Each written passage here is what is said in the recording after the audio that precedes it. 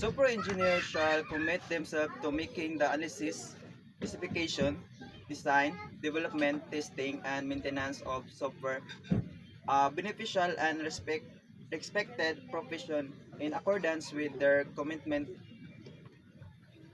to the health, safety, and welfare of the public.